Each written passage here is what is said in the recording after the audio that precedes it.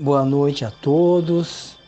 Meu nome é Paulo e mais uma vez estamos aqui unidos em pensamentos, em vibrações, em energias boas para fazermos esse trabalho muito importante para que nós possamos, através dele, nos entregarmos mais na egrégora espiritual necessária para que nos tranquilizemos, nos harmonizemos e assim todos aqueles que estão neste momento ligados a esse trabalho receber, na medida da sua necessidade espiritual, aquilo que precisa para lhe servir de acalanto, para lhe servir de bálsamo, de refrigério, que possa amainar um pouco suas dores, suas provas, suas dificuldades no nosso cotidiano, no nosso dia a dia. Assim, vamos fazer uma reflexão hoje sobre o capítulo número 89 do livro Pão Nosso, psicografia de Chico Xavier, pelo Espírito Emmanuel, que nos fala sobre as bem-aventuranças. Antes, porém, meus irmãos, que nós iniciemos a nossa reflexão propriamente dita sobre esse trabalho tão bom e tão edificante, convido a todos que nos acompanham, estejam onde estiverem, a que nesse instante elevemos nosso pensamento a Deus, a nosso mestre, guia e modelo Jesus, aos amigos espirituais que nos acompanham, Dr. Alexandre Dávila e equipe, todos os demais espíritos que se integram nessa corrente benigna para esse trabalho tão bom e tão edificante para todos nós.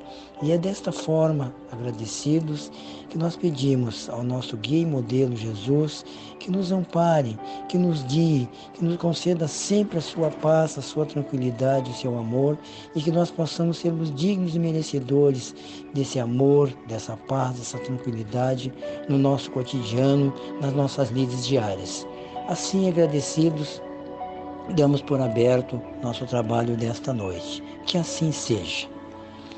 Como eu lhes falara há pouco, meus queridos irmãos, vamos falar sobre o capítulo 89 da obra Pão Nosso, pelo Espírito Emmanuel, psicografia do nosso Chico Xavier, cujo título é Bem-aventuranças, que começa com uma citação nos dizendo o seguinte: Bem-aventurados sereis quando os homens vos aborrecerem, e quando vos separarem, vos injuriarem e rejeitarem o vosso nome como mal, por causa do Filho do Homem. Jesus, pelo Evangelho de Lucas, capítulo 6, versículo 22. O problema das bem-aventuranças exige sérias reflexões antes de interpretado por questão líquida dos bastidores do conhecimento. Confere Jesus a credencial de bem-aventurados aos seguidores que lhe partilham as aflições e trabalhos. Todavia, cabe-nos salientar que o Mestre categoriza sacrifícios e sofrimentos à conta de bênçãos educativas e redentoras. Surge, então, o imperativo de saber aceitá-los. Esse ou aquele homem serão bem-aventurados por haverem edificado o bem na pobreza material, por encontrarem alegria na simplicidade e na paz, por saberem guardar no coração a longa e divina esperança. Mas, e a adesão sincera aos sagrados deveres do título? O mestre, na supervisão que lhe assinala os ensinamentos, reporta-se às bem-aventuranças eternas. Entretanto, são raros os que se aproximam delas, com a perfeita compreensão de quem se avizinha de tesouro imenso. A maioria dos menos favorecidos no plano terrestre, se visitados pela dor, preferem a lamentação e o desespero. Se convidados ao testemunho da renúncia, resvalam para a exigência descabida e quase sempre, ao invés de trabalharem pacificamente, lançam-se às aventuras indignas de quanto se perde na desmedurada ambição. Ofereceu-nos Jesus muitas bem-aventuranças, raros, porém, desejam-nas. É por isso que ainda existem muitos pobres e muitos aflitos, muita miséria e muita dor, porque podem ser grandes necessitados do mundo, mas ainda não são os benditos do céu. Vejam, meus irmãos, nós refletimos sobre esses temas e temos que pensar com uma certa profundidade. Quando o Mestre nos fala que nós somos bem-aventurados, realmente, como nos diz aqui ele não está se referindo apenas àquelas situações que nos favoreçam, que nos sejam boas, que nos sejam edificantes, mas também e principalmente aquelas situações e ocasiões em que temos que sim dar-nos nosso testemunho de até que ponto temos confiança, temos fé e enfrentamos as nossas provas, as nossas expiações, nossas dificuldades, nossas mazelas com ardor, amor e confiança. É disso que se trata. E realmente, se eu for falar em bem-aventurança e achar que a partir dessa ideia eu só vou receber graças, eu já estaria equivocado na origem.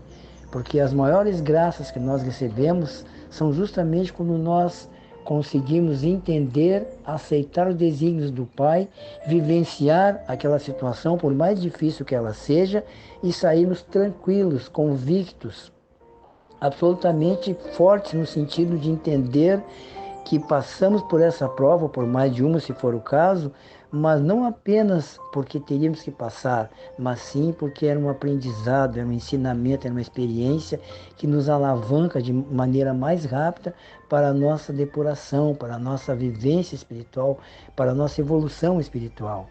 Então, tudo que Jesus nos dizia não era na literalidade, não deveríamos entender literalmente, mas sim projetar e, sobretudo, edificar essa reflexão sobre bases sólidas. E é disso que nós falamos aqui. Na medida em que nós conseguimos entender, nós vamos compreender por que muitos de nós às vezes se queixa, se lamenta, reclama. Poxa, eu rezo, eu oro, eu peço ao meu Pai, mas nada acontece. Ou então acontece a minha revelia, diferente daquilo que eu queria. Mas devemos lembrar que o Pai, ele é tão soberanamente justo, misericordioso e bom, que ele não vai nos dar algo que nós peçamos e que possa nos causar mais adiante um mal, até dependendo de proporções bastante profundas, dependendo da situação em que eu me encontrar. Nós vamos sempre ganhar do Pai, e não é um ganhar como se for um presente, como se for um privilégio, um benefício, mas sim uma conquista espiritual nossa de entendermos e buscarmos aquela bem-aventurança. Por isso, nós somos bem-aventurados sim, só pelo fato de estarmos buscando e professando sermos, quem sabe um dia, não apenas seguidores do Cristo, mas seus apóstolos. Aí sim nós estaremos perfeitamente integrados, seus discípulos diretos, porque não apenas conheceremos o seu Evangelho, falaremos sobre ele, elaboraremos, estudaremos sobre ele, mas sobretudo vivenciaremos esse Evangelho, viveremos o Cristo em cada um de nós. É essa, digamos assim, a síntese que as bem-aventuranças nos trazem. No momento em que eu, mais do que entender, mais do que compreender, estudar, falar sobre, eu começar a viver, é aquilo que nos disse o apóstolo Paulo. Já não sou mais eu que vivo em Cristo, é o Cristo que vive em mim.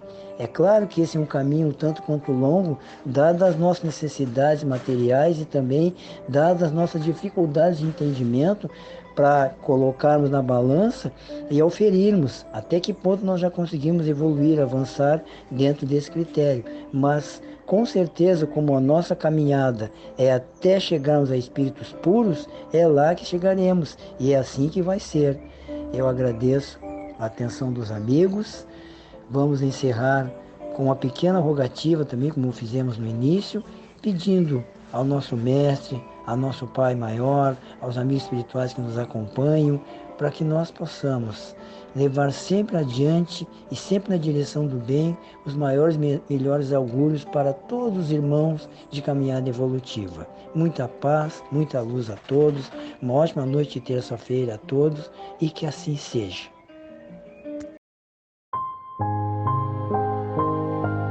Esta exposição foi gravada por um dos trabalhadores voluntários da Sociedade Espírita Nazareno.